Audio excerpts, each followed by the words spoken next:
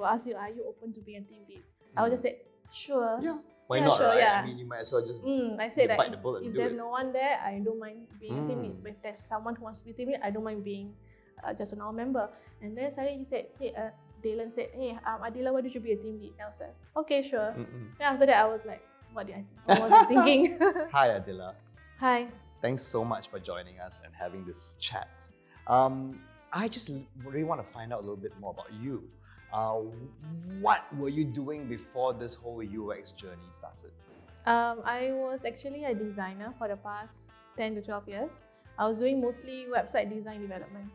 And then, so to me, going to UX was just the next natural progression.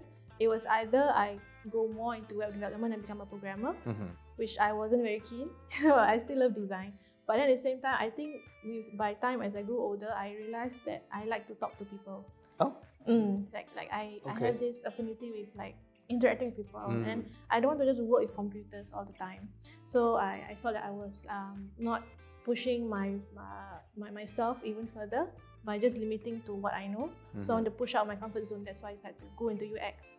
So by doing to UX, it's a bit similar to what I'm doing in website design, but at least there's a bit of research in there. How long were you a website designer? For 12 years. 12 years? Okay. Yeah. What was missing? That challenge. The challenge. So to you then, you thought the challenge would be to switch. Yes. Is it to learn something else? Yes. I see. And so you decided to do UX. Yes, precisely. So when you decided to switch to study UX or learn about UX, I guess the affinity to tech wasn't scary for you. Yes. So what is your advice you would give to someone who, for example, would say, oh, I am not very confident about going into tech, but I want to study UX. What advice would you give to them? I would say tech is not the only thing about UX. It also because UX is there's an umbrella of things under UX. Well, so what are you doing now? Are you working in the UX sector? I am applying for jobs right now. Okay. But I got an offer. Good. I cannot announce it yet because I haven't confirmed. Okay. Yeah. So the company that I'll be joining is more on the finance side of things. So because when I was I was an in-house designer, and then I stepped out and become a freelancer. So for the past 5 years, I became a freelancer. Also because back when I was an in-house, I didn't have the opportunity to work directly with clients.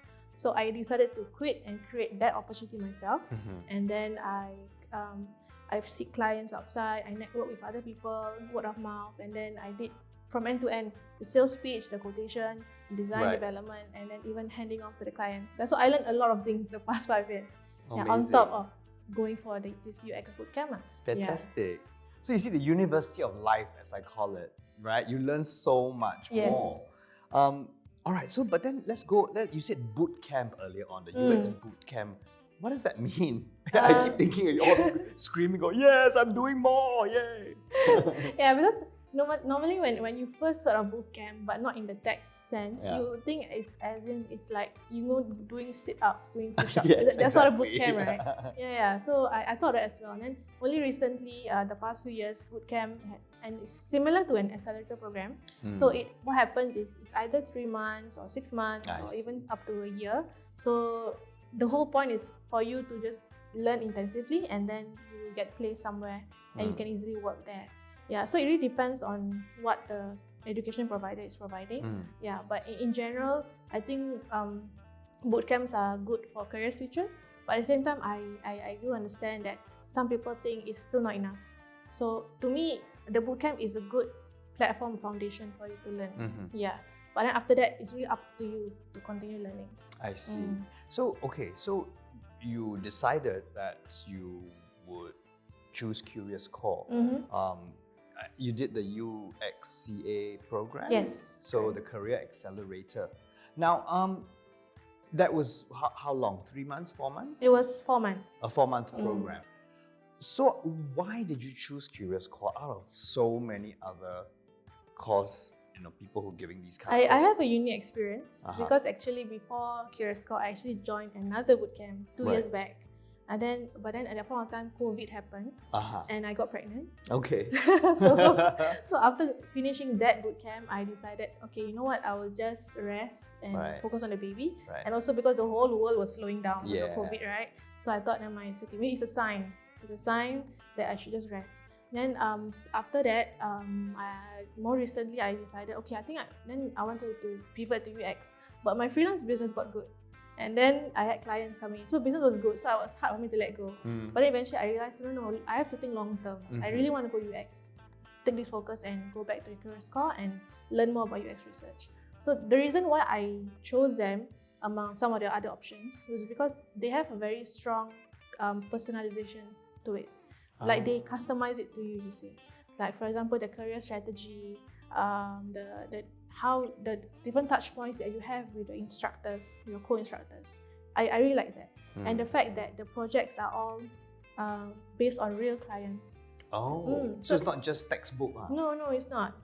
Yeah, so from the first month already you are working with a client. Really? Wow. And you know what? The best part was, my first month, I became a team lead. Yeah, I had to speak to a client from AirAsia. Wow. Yeah, so to me, they have the option there. They say, okay, you can choose which project you want to work with, and they will ask you, are you open to being a team lead? I would just say, sure. Yeah. Why not, sure, right? Yeah. I mean, you might as well just I said that bite the bullet and if do there's it. no one there, I don't mind being a team lead. But if there's someone who wants to be a team lead, I don't mind being just a normal member. And then suddenly he said, hey, Dylan said, hey, Adilah, why don't you be a team lead? And I was like, okay, sure. Then after that, I was like, what was I thinking? So right now, in your career journey, where are you now at this point of time? I am in a stage where I don't think I'm an entry level, but not that senior yet.